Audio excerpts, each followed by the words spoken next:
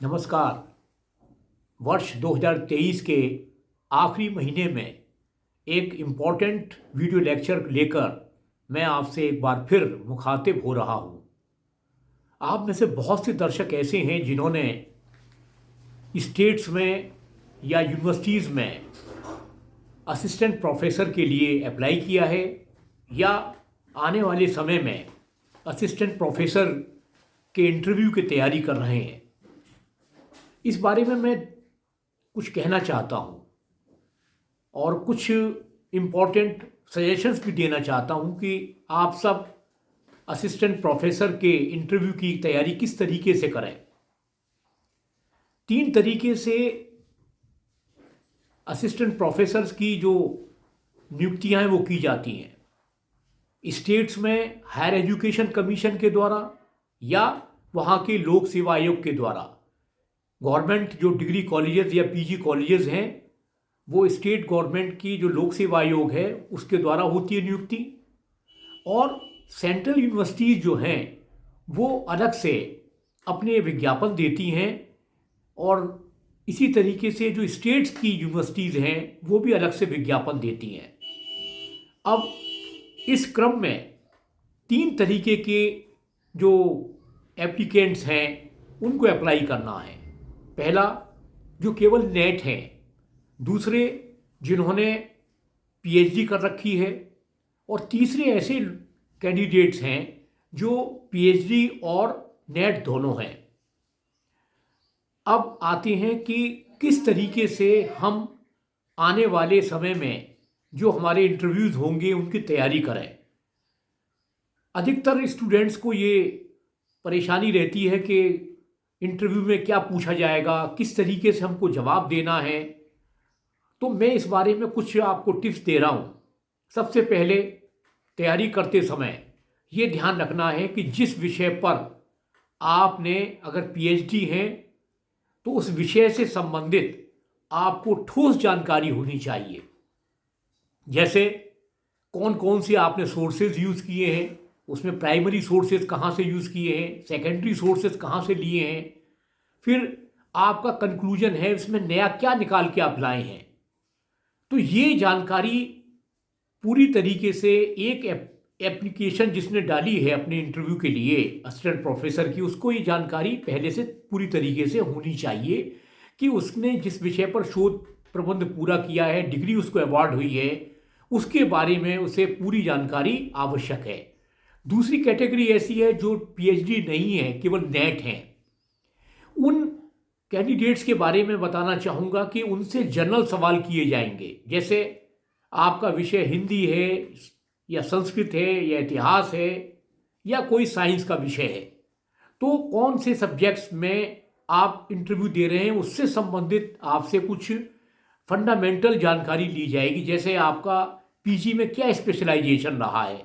Specialisation का मतलब जैसे इतिहास है तो एंशियंट हिस्ट्री आपने ली थी, मेडिवल हिस्ट्री ली थी या मॉडर्न हिस्ट्री ली थी या कंटेम्प्रेरी हिस्ट्री या वेस्टर्न हिस्ट्री, तो उससे संबंधित जो भी प्रश्न किए जाएंगे उसके बारे में आपकी तैयारी अच्छी तरीके से होनी चाहिए। फिर एक आम सवाल जो किया जाता है कि आप असिस्टेंट प्रोफेसर क्यों बनना चाहते हैं, तो इसका एक साधारण सा जवाब है जो कि सेटिस्फैक्ट्री भी हो सकता है। वो ये है कि आप ये कहेंगे कि मेरी रुचि हमेशा अध्यापन से या अध्यापक बनने की रही है और इस क्रम में मैंने नेट क्वालिफाई किया है, पीएचडी की है और मैं निरंतर असिस्टेंट प्रोफेसर के लिए तैयारी कर रहा हूँ और मेरी अभिरुचि के अनुरूप ये जो पोस्ट है वो है। दूसरा सवाल जो किया जाता है कि यदि आप असिस्टेंट प्रोफेसर के इंटरव्यू में सिलेक्ट नहीं होते तो आप क्या करेंगे।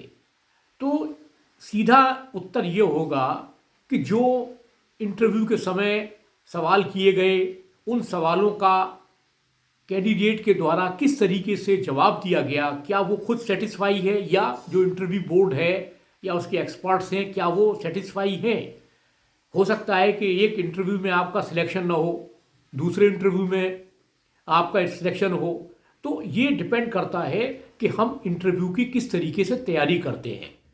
इस संबंध में एक बात महत्वपूर्ण ये है कि आजकल एपीआई यानी जो टोटल स्कोरिंग जो होती है आपकी, उसको लेकर भी कुछ यूनिवर्सिटीज़ या सेंट्रल यूनिवर्सिटीज़ हैं, दिल्ली यूनिवर्सिटी है, बीएचयू है या एएमयू है, इनमें ये देखा जाता है कि आपके पीएचडी के स्कोर अलग जुड़ेंगे, आपके रिसर्च पब्लिकेशंस कितने हैं, रिसर्च पेपर्स जैसे वो कितने हैं, उनके आधार पर फिर शॉर्ट लिस्टिंग की जाती है जिनका एपीआई स्कोर ज़्यादा होता है।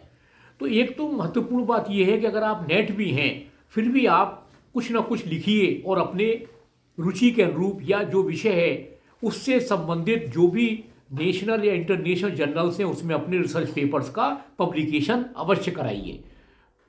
एक अन्य महत्वपूर्ण बात यह है कि कुछ स्टेट्स में जो हायर एजुकेशन कमीशंस हैं वो एक स्क्रीनिंग टेस्ट लेते हैं। स्क्रीनिंग टेस्ट का मतलब 100 नंबर का या 150 नंबर का आपका एक रिटन एग्ज़ाम होगा ऑब्जेक्टिव टाइप, और उसके आधार पर फिर आप इंटरव्यू के लिए सिलेक्ट किए जाएंगे। स्क्रीनिंग टेस्ट में वही कैटेगरी रहती है कि एंशियंट, मेडिवल या मॉडर्न। जो एंशियंट है जैसे हिस्ट्री के स्टूडेंट हैं उनके लिए अलग है, मेडिवल के लिए अलग है, मॉडर्न के अलग है। तो आपकी तैयारी ऐसी होनी चाहिए कि आप आसानी से स्क्रीनिंग टेस्ट को क्लियर करें, यानी ज़्यादा से ज़्यादा स्कोर कर सकें, और फिर जो इंटरव्यू होगा उस इंटरव्यू की तैयारी भी आपको बड़ी शिद्दत के साथ करनी होगी। जैसे मैंने अभी बातें बताई कि यदि पीएचडी है तो उसके बारे में जो विषय आपका है उसके बारे में आपसे ज़्यादा कोई नहीं जानता, आपका सुपरवाइज़र या आप।